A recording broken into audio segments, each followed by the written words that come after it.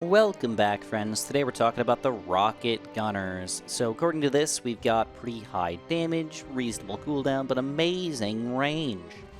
We've got two cool abilities here, a phosphoric coating, which does a grouped damage, and then also gets rid of armor, but very low, 1%, 2%, and 3% per shot. Then we've got these Sting Missiles, which kills the target up to 300, 600, or 900 health. Let's jump into the game here and really show them off.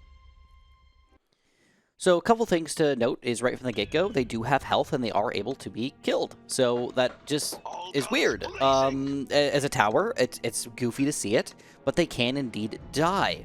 Now, the lowest health guys have only 33 health with 69 attack, but still some armor. As you level them up, they're going to go from 55 health to 1420 attack, and 1 armor still. Once they get to level 3, 77 health, still low, 26 to 38 attack though, and 1 armor. And the last level is 110 health, 42 to 63 attack, and then also still that 1 armor. Another thing to note about them is that you can put them on the ground. So I really don't see a purpose to this very often, to be straight with you. I leave them in flying mode 99% of the time, but if you really need somebody just to block somebody, like, it's available to you. Just at least you know it's available to you. And let's jump in here. So the way you're going to use these guys is kind of weird. The main way is you're going to try to kill them with Sting Missiles. Okay, so specifically if you're fighting somebody like this Cult Abomination here, you're going to want to use your Sting Missiles, just go whoop, and kill them. Instantaneous kill. If you use them smartly, and yes, I'm using smartly as a word today. If you use them smartly, they're actually really cool and really good. But using them like that can be a little bit tricky, admittedly. Getting the Sting Missiles to land on the right guy at the right time doesn't always work unless you're literally microing or thinking about how you're going to use them over here. In addition, once you get to the phosphoric coating, you can do grouped attack damage. So we can go from 1% to 2% of armor removal, but we also get more group damage when we get these upgrades. So 21 to 27 area damage when we max it out, and removing 3% armor.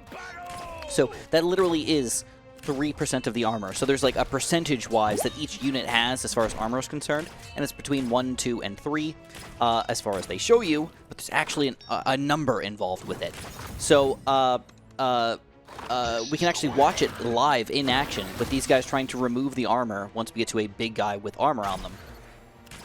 As far as they're concerned, the basic way you want to use them is always put them in some sort of grouped thing. You know, it's probably the usual at this point, but they are still a grouped attack-ish unit tower with the ability to kill things that are fairly beefy, but they end up being weird. Okay, this is my biggest complaint about it, is if you're playing on casual or medium, most enemies are going to have less than 900 health. But once you get up to veteran or impossible, those same enemies can actually go above that threshold and become unkillable by the Sting Missiles entirely, which is kind of unfortunate as far as I'm concerned. Attack-wise, they're pretty decent, but definitely nothing super-duper amazing or anything like that. It's more about their abilities than anything. If you really need to get rid of armor for some reason or really need an insta-kill, but their base regular attack is nothing special compared to a lot of other towers over here. So, I think I'm just going to rank them. I'm just going to rate them here.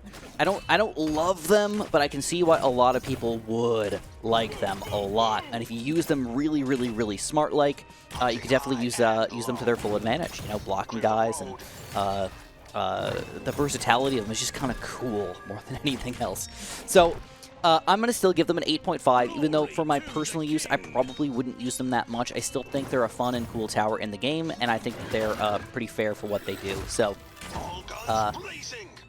if you disagree with me, let me know in the comments why they are absolutely awful or the best tower in the game and I'm an idiot. Or you could be nice and press the like button for me, subscribe, and have a super duper delicious day.